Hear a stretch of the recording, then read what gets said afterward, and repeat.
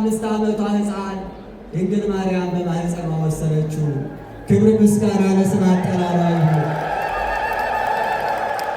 ይህ በእውነት ለሁሉ ያስደንቃል። አይምሮ ኖሮት ማስተዋል ተሰጥቶት ከጥላቻ ንጹሕ ሆኖ ይህንን አስቦ ድንግል ማርያምን የማያደንቅ ሰማየ ሰማያት የማይላት ከዚያም በላይ የማያደንቃት ፍጡር በእውነት ሊኖር አይችልም። አዎ ፀሐዩ ከድንግል ተገኝቷል። እሳት ነው ግን ከድንግል ተገኝቷል። ይህ በእውነት ያስደንቃል። ለዚህ ነው ሊቁ እንዘ እሳት ገሰሳ ለሥጋ መሬታዊት ዘእምአዳም እሳት ሲሆን ከአዳም የተገኘችውን የድንግል ማርያምን ማኅፀን ጎበኛት፣ በማኅፀኗ አደረ አለ። መኑ ዘይክልህ ዘእሳት ዘእንበለ ጉጠት፣ ያለ ጉጠትስ እሳትን መያዝ የሚቻለው ማን ነው አለ። ያለ ጉጠት እሳትን መያዝ የተቻለው ማን ነው? ድንግል ማርያም ብቻ ናት። ምእመናን እሷ ራሷ ድንግል ማርያም ታደንቃለች። እንዲህ ትል ነበር ድንግል በዘመኗ እፎ ክህለት ከብስንተ ኃይለየ ትጹር ዘያጸንዖ ለነጎድጓድ ዘያውህዝ ማያተ በምቆሙ።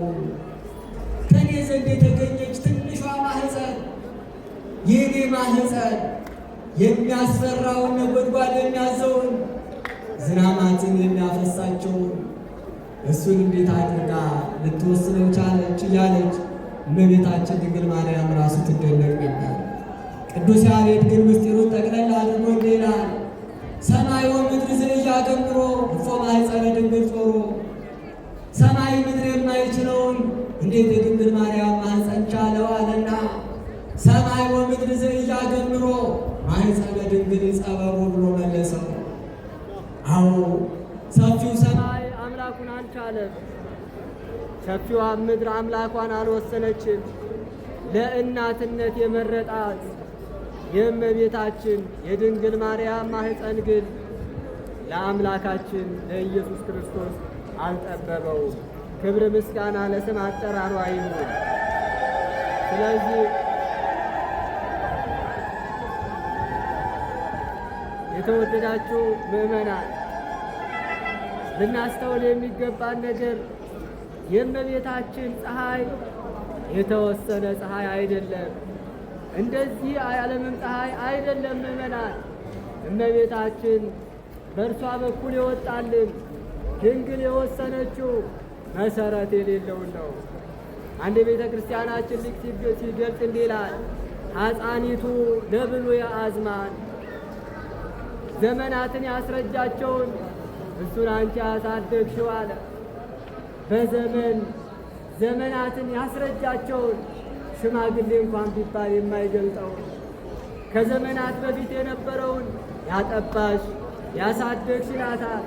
ጸዋሪቱ ለጸዋሪ ብርሃናት ብርሃናትን ለተሸከማቸው ለእሱ ደግሞ እሱን የተሸከም መሰረቱ ለመሰረተ ዓለም ዓለምን ለያዘው ዓለምን ለወሰነው መሰረት ለሌለው አምላክ መሰረት የሆንሽ አንቺ ነሽ ይላታል ድንግል ማርያምን።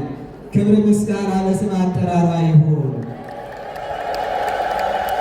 ስለዚህ ምእመናን ድንግል ማርያምን ሰማይ እንላታለን። ፀሐይ ስለተገኘባት ነው። ፀሐይ ስለተገኘባት እንደውም እንደዚህ እንደምናየው ፀሐይ ሳይሆን ወሰን የሌለው ፀሐይ፣ ቦታ የሌለው ፀሐይ፣ ለሁሉ የሚያበራ ፀሐይ የወጣባት ስለሆነች ድንግል ማርያምን ሰማይ እንላታለን። ቅዱስ ኤፍሬም ስለ እመቤታችን ሰማይነት ሲናገር እንዲህ ይላል። እመቤታችን ፀሐይ የወጣባት አዲስ ሰማይ ናት አለ። ከዚያ በኋላ ሊቁ ቀጥሎ ከሥጋዋም ጨለማችንን የሚያርቅ ብርሃን በራ አለ። ስለዚህ እመቤታችን ጨለማችንን ያራቀ ፀሐይ የተገኘባት ስለሆነች ሰማይ እንላታለን። ይህም መጽሐፍ ቅዱሳዊ ትምህርት ነው። ምእመናን በደንብ መከታተል በእውነት ይገባል። መጽሐፍ ቅዱሳዊ ትምህርት ነው። ይሰማችኋል? ድምጼ ይሰማል? አይሰማም?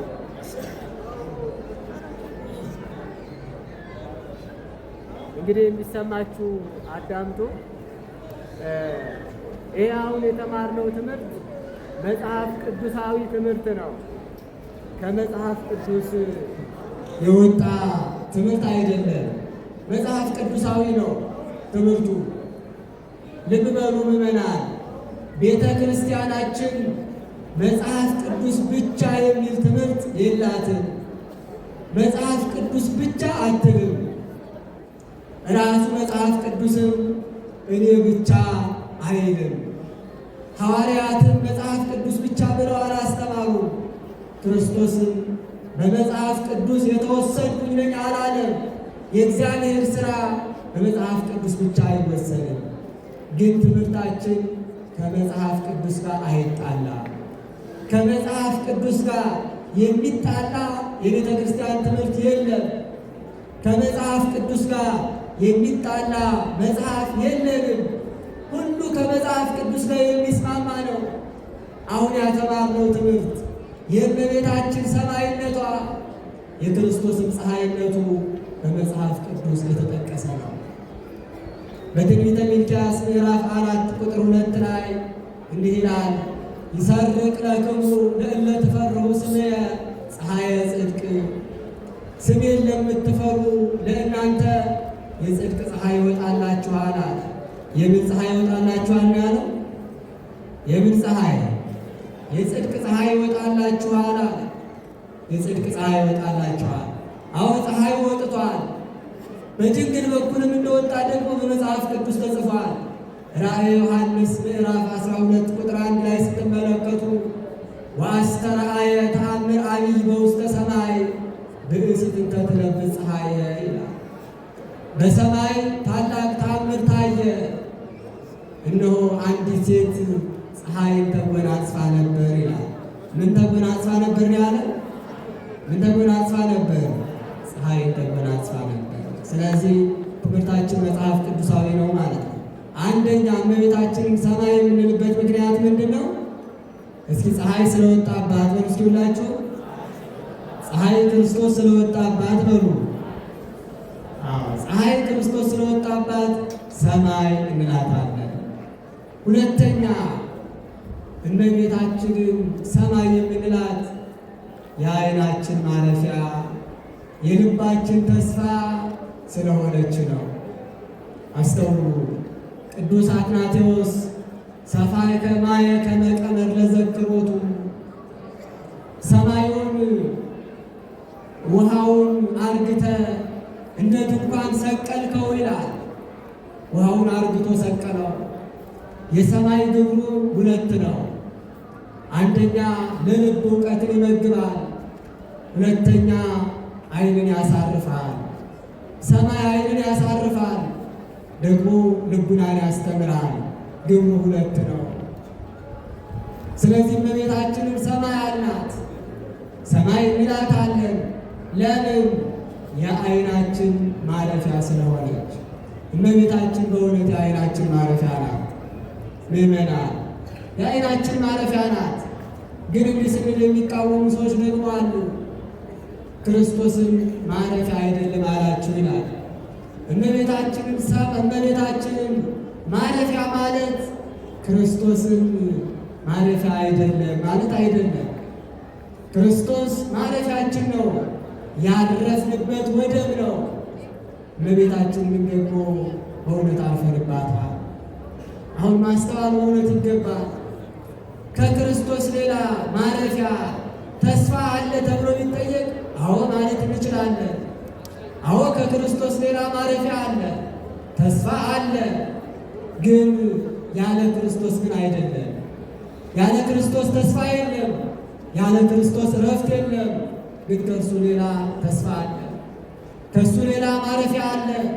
ሰው ከቅጠልም ስር በእውነት ያርፋል። ምዕመናን ወንድማችሁን ተስፋ ብታደርጉ፣ አባታችሁን እናታችሁን ተስፋ ብታደርጉ ኃጢአት አይሆንባችሁም፣ ኃጢአት አይሆንም።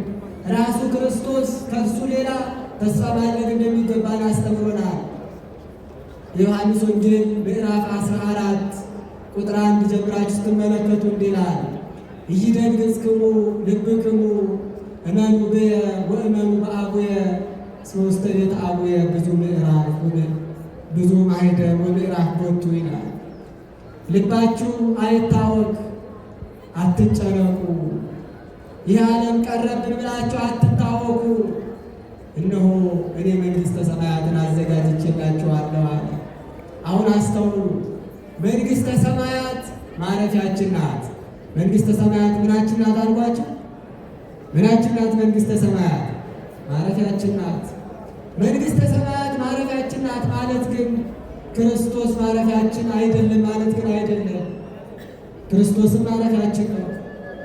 እመቤታችንም እንዲሁ ማረፊያችን ናት። ምእመናን ለምን? እግዚአብሔር እናት አድርጎ ስለሰጠን። መንግሥተ ሰማያት የምናርፍባት ቦታ ናት። ድንግል ማርያም ደግሞ የምናርፍባት እናታችን ናት። እናት እናት ብሎ ስለሰጠን ነው። እንደ መንግሥተ ሰማያት ድንግል ማርያምን በእናትነቷ እናርፍባታለን። ለዚህ ነው ደራሲ መንግሥተ ሰማያት ማርያም ዘሐሰሱኪ ጻድቃን፣ ድንግል ሆይ ጻድቃን በራቸውን ዘግተው በትረ መስቀላቸውን ይዘው ሊፈልጉሽ ወጡ፣ ፈልገው ያገኙሽ፣ አግኝተው ያረፉብሽ የጻድቃን መንግሥተ ሰማያታቸው አንቺ ነሽ ይላታል። ለይቶ ማየት እውነት ይገባል። አዎ ክርስቶስ ማረፊያችን ነው። እንደ ክርስቶስ ያሳረፈን የለም ምእመናን። ይሄ እምነታችን ነው፣ አይለወጥም። ነቢየ እግዚአብሔር ኢሳይያስ በትንቢተ ኢሳይያስ ምዕራፍ 53 ቁጥር 4 ላይ እንዲህ ብሏል፣ ነሥአ ደዌነ ወጽወረ ሕማመነ አለ። እርሱ የደከምን እኛን ያሳርፈን ዘንድ በመስቀል ላይ ሸክማችንን ተሸከመ አለ። የቆሰልን እኛን ሊፈውሰን እርሱ በመልዕልተ መስቀል ቆሰለ። የሞትን እኛን ሊያድነን እርሱ በመልዕልተ መስቀል በለበሰው ሥጋ ሞተ። እኛ እንድናርፍ ሸክማችን የተሸከመ አምላክ አለን። እኛ ከቁስላችን እንድንፈወስ የቆሰለልን አምላክ አለ። እኛ ሕያዋን ሆነን እንድንኖር የሞተልን አምላክ አለ። እርሱ ክርስቶስ ነው። ያዳነን እርሱ ነው። ያሳረፈን እርሱ ነው። ይህንን የሚጋራ በእውነት ማንም የለም። ይህንን የሚጋራ ማንም የለም። የቤተ ክርስቲያን ሙሽራዋ አንድ ነው ምእመናን። የቤተ ክርስቲያን ሙሽራዋ ስንት ነው አልኳችሁ? ኧረ ተናገሩ። አንድ ነው። የቤተ ክርስቲያን ሙሽራዋ አንድ ብቻ ነው። ልጆቿን እሷ ሙሽራ አድርጋ ትድራለች። ሙሽራዋ ግን አንድ ነው። ሲያጫትም የሰጣ ስጦታ ቅዱስ ሥጋው ክቡር ደሙ በመልዕልተ መስቀል ስለ እሷ የተቀበለው መከራ ነው በሙሽርነቷ ጊዜ የተሰጣት። ቅዱስ ዮሐንስ በወንጌሉ ነዋ በጎ ለእግዚአብሔር ዘየአትት ኃጢአተ ዓለም፣ እነሆ የዓለምን ኃጢአት ሁሉ የሚያስወግድ የእግዚአብሔር በግ አለ። አዳም እግሩ ከገነት ከወጣት ጀምሮ ክርስቶስ በመልዕልተ መስቀል እስከተሰቀለበት ጊዜ ድረስ ብዙዎች ኃጢአት ሰርተዋል። ብዙዎች እግዚአብሔርን አሳዝነዋል። ብዙዎች ደም አፍስሰዋል። ብዙዎች እግዚአብሔርን ክደዋል። ለእነዚህ ሁሉ በደል የሚሆነው መሥዋዕት ግን አንድ በግ ነበር። ሁለት በግ የለም፣ ሦስትም በግ የለም፣ ከዚያም በላይ በግ የለም። የተሰዋልን በግ አንድ ብቻ ነው ምእመናን። የተቤዠን እሱ ነው። ይህንን ለፍጡር የሚሰጥ፣ ይህንን ለድንግል ማርያም የሚሰጥ፣ ይህንን ለሌላ አካል የሚሰጥ ሐዋርያዊት ቤተ ክርስቲያን ታወግዘዋለች። ይህ የክርስቶስ ሥራው ብቻ ነው፣ የእሱ ሥራ ብቻ ነው፣ ለሌላ አይሰጥም። ያዳነን በመልዕልተ መስቀል ተሰቅሎ ዋጋ የከፈለልን እሱ ነው። እንዲህ ማለታችን ግን ድንግል ማርያምን ተስፋ ናት እንዳንል አያደርገንም። ተስፋ ናት እንዳንል አያደርገንም። እሷ አሳርፎናልና ድንግል ማርያምን ማረፊያ አድርጎ አልሰጠንም ደግሞ ልንል አንችልም። እሷን ማረፊያችን ናት። ልብ በሉ ምእመናን፣ እመቤታችንን ማረፊያችን የምንለው ለምንድን ነው? ለምንስ ድንግል ማርያም ማረፊያችን ሆነች? ራሱ እግዚአብሔር በድንግል ማርያም እንድናርፍ ስለፈለገ ነው። ልብ ብላችሁ ተከታተሉ ምዕመናን። እግዚአብሔር በእናቱ በድንግል ማርያም እንድናርፍ፣ በእናቱ በድንግል ማርያም ተስፋ እንድናደርግ ፈልጓል። ገና እሷ ወደዚህ ዓለም ሳትመጣ ጀምሮ በእርሷ እንድንጽናና እግዚአብሔር ፈልጓል። ይህም የሚታወቀው አዳም በበደለ ጊዜ እግዚአብሔር አድንሃለሁ ብቻ አላለው፣ እንዴት እንደሚያድነው ነግሮት ነበር። እመጣለሁ ብቻ አላለው፣ በየት በኩል እንደሚመጣም ነግሮት ነበር። እወለዳለሁ ብቻ አላለው፣ በየት በኩል እንደሚወለድ ከማን እንደሚወለድም እንደዚሁ ነግሮት ነበር። እትወለድ ወለተ ወለትከ፣ መጀመሪያ ከአንተ የተገኘችው ሔዋን የመከራ የሸክም ምክንያት ብትሆን ነገ ደግሞ ከአንተ በምትወለደው ልጅ ትድናለህ ብሎ ነገረው። ይህ ብቻ አይደለም። በትንቢተ ኢሳይያስ ምዕራፍ 7 ቁጥር 14 ላይ ወናሁ ይመክሙ እግዚአብሔር ትምህርተ አለ ኢሳይያስ፣ እናንተ የደከማችሁ የሰው ልጆች፣ እናንተ የዛላችሁ የሰው ልጆች፣ ጨለማ እንደ ጣራ የተደፋባችሁ የሰው ልጆች እንዲሁ እንዳዘናችሁ አትቀሩ፣ እንዲሁ እንደጨለመባችሁ አትቀሩ፣ እንዲሁ እንደታመማችሁ አትቀሩ። እግዚአብሔር ለመዳናችሁ ምልክት ይሰጣችኋል አለ። ምልክቱ ማን ነው? ምልክቲቱ ማን ናት? ነቢዩ ይናገራል። ናሁ ድንግል ትጸንስ ወትወልድ ወልደ፣ የመዳናችሁ ምልክት የድንግሊቱ መገኘት ነው አለ። ለመዳናችን ምልክቷ ድንግል ማርያም ናት። ክብር ምስጋና ለስም አጠራሯ ይሁን። ስለዚህ እግዚአብሔር በዛ በጨለማ ዘመን ወገኖቹን በእናቱ ያጽናናቸው ነበር፣ እንዳይደክሙ፣ እንዳይዝኑ፣ ባህሪያቸው እንዳይለወጥ፣ ሔዋንን እያሰቡ ሞት ብቻ እንዳይሸታቸው ትንሣኤን የምትወልድ ድንግል ማርያምን፣ የፍጥረት መመኪያ የምትወልድ ድንግል ማርያምን፣ የንጽሕና አዳራሽ የምትወልድ ድንግል ማርያምን በሕቡዕም በምስጢርም በቃልም በነገርም በሕልምም በራእይም እየገለጠ የደከመ ሰውነታቸውን ያበረታላቸው ነበር። በኦሪት ዘፍጥረት ምዕራፍ 28 ቁጥር 12 ጀምራችሁ ስትመለከቱ ያዕቆብ ከወንድሙ ጋር ተጣላ፣ ተሰዶም ሄደ ወደ አጎቱ። በጎዳና ያዕቆብ መሸበት ይላል መጽሐፍ ቅዱስ። ያዕቆብ በጎዳና መሸበት። ያዕቆብን ተመልከቱት። ከወንድሙ ጋር ተጣልቷል።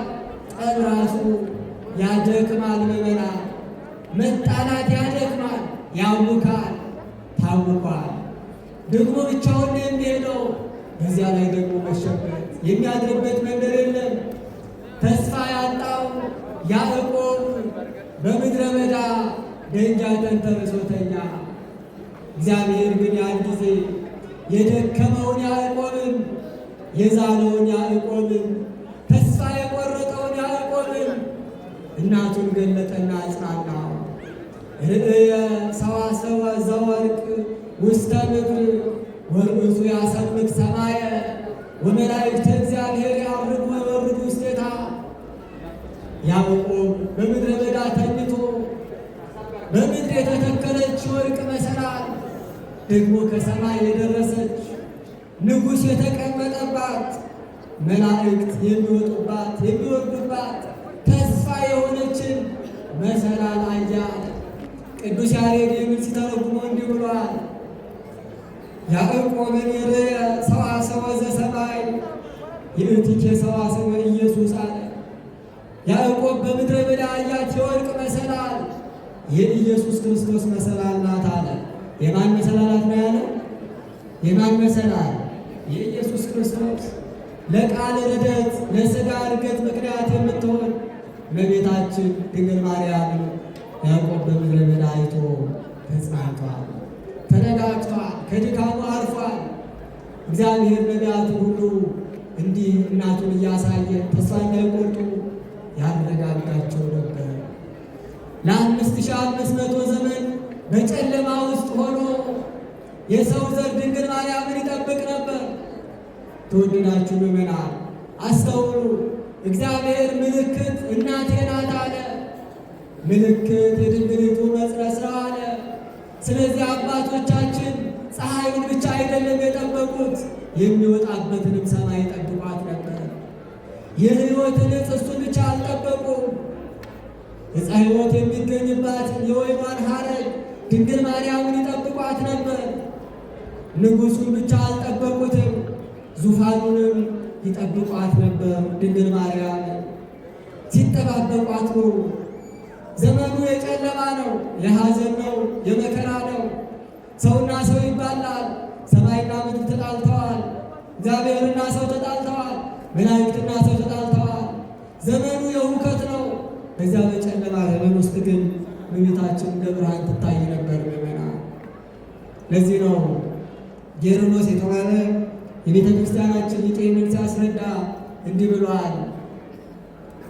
እመቤታችን ሳትገኝ ብርሃን እንዳልነበረ ጨለማ እንደጸና ሲገልጥ እንዲህ ይላል ሊቁ ንነሰ ንብል በከመ ነበረ ዓለም ውስተ ጽልመት እምቅድመ ይትፈጠር ብርሃን ወከመ ይትአምሩ አዝማን ወመዋዕሉ ዓመታት እምቅድመ ይትፈጠሩ ፀሐይ ወወርኅ አለ። ብርሃን ሳይፈጠር ዓለም በጨለማ ውስጥ እንደነበረ፣ ፀሐይ፣ ጨረቃ፣ ከዋክብትም ሳይፈጠሩ የዘመን መንገድ እንዳልታወቀ፣ ዓመታት እንዳልተረዱ ከማሁ ይተአምረ ሕይወቱ ለሰብእ ወብርሃኑ ለእጓለ እመሕያው እምቅድመ ትትወለድ ድንግል ወእምቅድመ ትነዶ ለመድኃኔዓለም።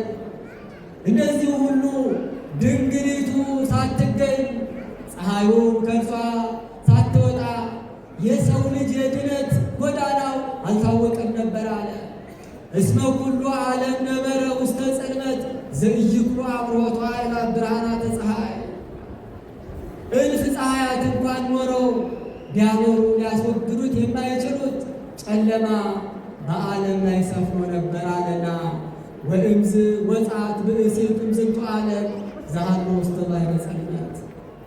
ነገር ግን ከዚሁ ከጨለማው ዓለም ውስጥ ፀሐይዋ የሚወጣባት ለብርሃን ምክንያት የምትሆን ለፀሐይ ማደሪያ የምትሆን አንዲት ሴት ተገኘች አለ። እሷ እናታችን ድንግል ማርያም ናት። ክብር ምስጋና ለስም አጠራሯ ይሁን።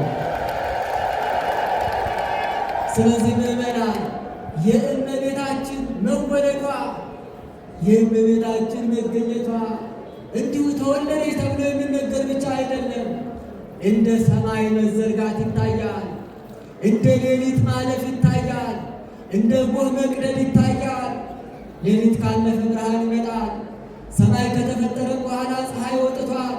የድንግል ማርያም መገኘትም እንዲሁ ነው።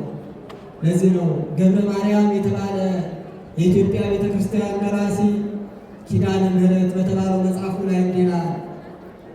ተፈስሑ ኢያቄም ወሐና ወኩሉ ቤተ እስራኤል። ድንግል በተወለደች ጊዜ ኢያቄምና ሐና እንዲሁም ሌሎቹ የሰው ልጆች ሁሉ ደስ አላቸው አለ። ይእተ አሚረ ተሳረረት ሰማይ ዳግሚት በከርሰ ሐና ወይእተ አሚረ ጸናት ሰማይ ምድር ዳግሚት በከርሰ ሐና። ያን ጊዜ በሐና ማኅፀን እውነተኛው ፀሐይ የሚወጣባት ሰማይ ድንግል ማርያም ተመሰረተች። ያን ጊዜ ሰው ሁሉ በልቶ የሚድንበት የሕይወት ፍሬ የሚበቅልባት ድንግል ማርያም በሐና ማኅፀን ተገኘች ብሎ ሊቁ አመስጥሮታል። ስለዚህ የተወደዳችሁ ምእመናን እመቤታችን የዓይናችን ማረፊያ ናት። የምናችን ማረፊያ ናት አልኳችሁ? የምናችን ማረፊያ ናት። የዓይናችን ማረፊያ እንድትሆን የፈቀደው ማን ነው? ማረፊያ እንድናደርጋትስ ምልክት ትሆናችሁ ያለን ማን ነው? ራሱ እግዚአብሔር ነው። የመዳናችሁ ምልክት ትሁን ስላለን ነው እኛም ተስፋ ያደረግናት።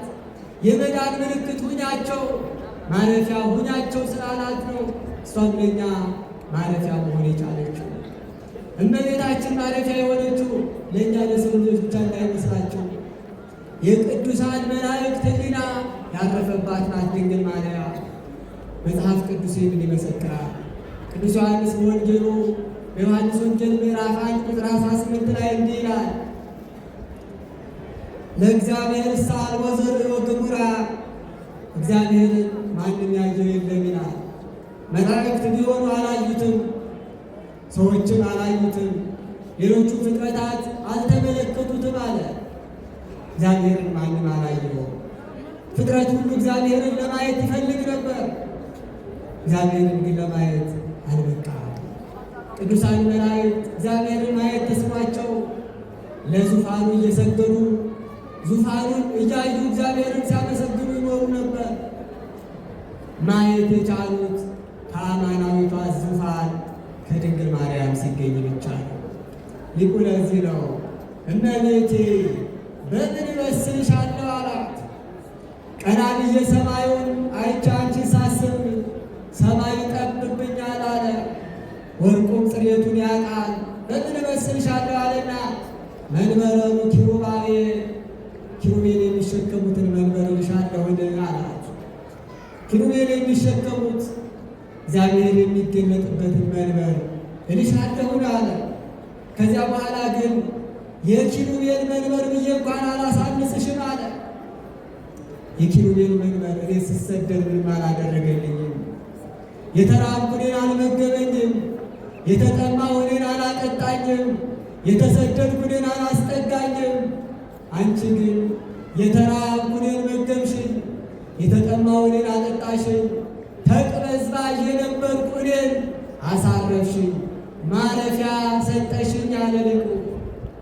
የሰማዩ መንበር እንኳን ለእኛ እግዚአብሔር ሊያሳየን ቀርቶ ለኪሩቤል እንኳን አምላካቸውን አላሳያቸው። በድንግል ማርያም እጅ ግን መላእክትም ደቂቀ አዳምም አምላካቸውን አይተው አርፈዋል። ክብር ምስጋና ለእናታችን ለድንግል ማርያም ይሁን። ስለዚህ እመቤታችን ሁሉ ያረፈባት ናት። ከዚህም በላይ ምእመናን እግዚአብሔር ራሱ በድንግል ማርያም አርፏል። ማን አርፏል አልኳችሁ? ማን አርፏል? እግዚአብሔር ራሱ አርፎባታል። መጽሐፍ ቅዱስ እኮ ነው የሚለው እስመ ኀረያ እግዚአብሔር ለጽዮን አብደራ ከመ ትኩኖ ማኅደሮ ዛቲ እቲ ምዕራፍ ለዓለም። እግዚአብሔር ጽዮንን መርጧታል። ይህችም የዘላለም ማረፊያዬ ናት አላት ይላል። ጌርሎስ ሲተረጉም እንዲህ ይላል መኑ ይእቲ ጽዮን ዘአፍቀራ እግዚአብሔር ወአዕረፈ ውስቴታ ዘእንበለ ንጽሕት ድንግል። በማኅፀኗ 9 ወር ከ5 ቀን ካደረበት ከድንግል ማርያም በቀር እግዚአብሔር ያረፈባት ከተማ ጽዮን የተባለች መጠጊያ እሷ ማን ናት ይላል። ጸወነ ሥጋ ጸወነ ነፍስ ቅዱሳን መላእክት ያረፉባት፣ እግዚአብሔርን በፈቃዱ በማኅፀኗ ያረፈባት የዕረፍት መገኛ ድንግል ማርያም ናት። ምእመናን አስተውሉ። በዚህ በቅዳሴ ማርያም ላይ አብ ወልድ መንፈስ ቅዱስ ያለምኑ ይላል። አብ ወልድ መንፈስ ቅዱስ ያስለምዳሉ ማለት ነው። ልብ በሉ። ሥላሴ በጥንተ ፍጥረት እንግዳ ተቀባይ ነበሩ። መላእክትን ፈጠሩ። ለሕልውና አዲስ ስለነበሩ ሥላሴ አለማመዷቸው። የሰው ልጅ ተፈጠረ። ለሕልውና አዲስ ስለነበረ ሥላሴ አለማመዱት። ሰማይ ተፈጠረ። ሥላሴ መኖርን አስለመዱት። ምድር ተፈጠረች። ሥላሴ መኖርን አስለመዱት። ሁሉ ወደ ሥላሴ እንግዳ ሆኖ መጥቶ ነበር። ሥላሴ ግን እንግዳ ሆኖ አያውቁም። እግዚአብሔር ግን እንግዳ ሆኖ አያውቅም ነበር። ያ ሁሉን የተቀበለው ሁሉም በእንግድነት የተቀበለው አምላክ በፍጻሜ ዘመን ግን ወደ ዓለማችን ለእንግድነት መጣ። በፈቃደ አቡሁ ወረደ ሀበ ማርያም ታንገዳ ለዲዮስቆሮስ። ያን ጊዜ ግን ያ ሁሉን የተቀበለው አምላክ በአባቱ ፈቃድ ከሰማይ ወረደ። በድንግል ማርያም ዘንድ እንግዳ ሆነ። በማን ዘንድ እንግዳ ሆነ? ንገሩኝ እስኪ። በማን ዘንድ እንግዳ ሆነ? በድንግል ማርያም ዘንድ እንግዳ ሆነ። ስለዚህ እመቤታችን የእግዚአብሔር ራሱ ማረፊያው ናት። ስለዚህ ዓይናችን ማረፊያ ስለሆነች ተስፋችን ስለሆነች እመቤታችንን ሰማይ እንላታለን። እግዚአብሔር ለሁላችን ምስጢሩን ይግለጥልን። የመጨረሻውን አጠር አድርጌ ልግለጽና ትምህርቴን እጠቀልላለሁ። ሦስተኛ እመቤታችንን ሰማይ የምንላት ልዕልት ስለሆነች ነው። ከፍ ያለውን ነገር ሁሉ ሰማይ እንለዋለን።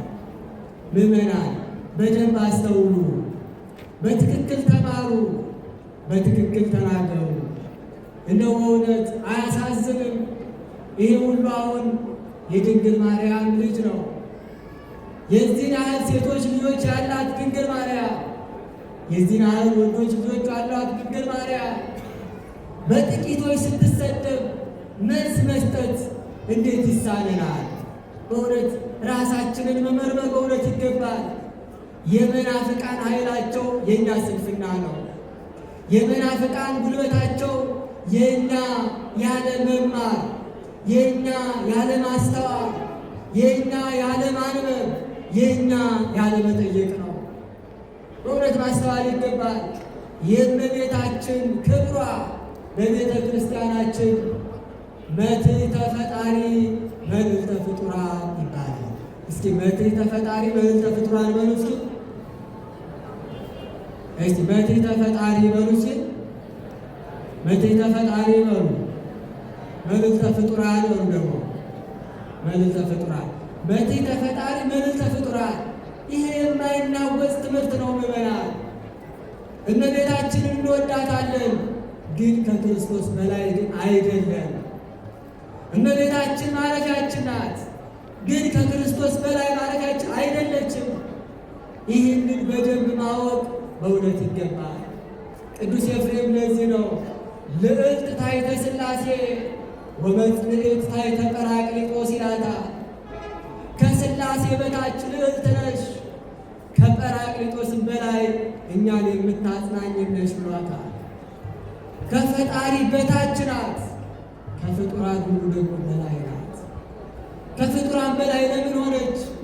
ቅድም እንደገለጽ ነው ሰማይ ምድር የማይወስነውን አምላክ ስለወሰነች የእግዚአብሔር እናት ስለሆነች ፍጡራን ሁሉ ቢጾሙ፣ ቢጸልዩ፣ ቢሰግዱ የእግዚአብሔር ልጆች ተብሎ ለመጠራት ነው። በተፈጠሩበት ግብር ለመጽናት ነው። እመቤታችን ግን ከዚህ በእውነት ትለያለች። እሷ ሰማይን ለፈጠረው አምላክ እናት ሆነች። የፈጠራትን አምላክ ጸነሰችው፣ አምላኳን ወለደችው። በቤተ መቅደስ ያሳደጋትን አምላክ መልሳ አሳደገችው። አጽፍኪ ኮነ ሎቱ አጽፈ ይላሉ። ድንግል ሆይ ሰማይን ለከደነው አምላክ መጎናጸፊያሽ መጎናጸፊያ ሆነው ልብስሽም ልብስ ሆነው አለ። ሰማያትን የሚመግበውን በምድር ያሉትን የሚመግበውን አምላክ እሷ የድንግልና ጡቷን አጠባችው። የእግዚአብሔር እናት ተባለች። ምዕመናን ድንግል ማርያም በሰማይም በምድርም የእግዚአብሔር ልጆች አሉ፣ የእግዚአብሔር ፍጥረታት አሉ። የእግዚአብሔር እናት የእግዚአብሔር አባት የሚባል ግን ከፍጡራን የለም። ስለዚህ እመቤታችን ከፍጡራን ሁሉ በላይ ብለን እናከብራታለን። ለዚህ ነው ቅዱስ ኤፍሬም ይእቲ ተአቢም ኪሩቤል፣ ይህች ከኪሩቤል ትበልጣለች ከሱራፌልም ትበልጣለች አለ። ቅዱስ ያሬድ ደግሞ ሀረገ ወይን ተበምድር ስረዊሃ ወበሰማይ ጹቂሃ፣ ድንግል ማርያም በምድር የበቀለች ሀረገ ወይን ፍሬዋ ደግሞ በሰማይ የሚታይ ነው አለ። ወረድ ብሎ እንተ በስሉስ ትትገመድ ይላታል። ይችን ሀረገ ወይን ፍጡር አልተንከባከባትም፣ ፍጡር አላጠጣትም፣ ውሃ አላጠጣትም፣ አልተንከባከባትም። ወደ ታች ጥልቅነቷን አገኘው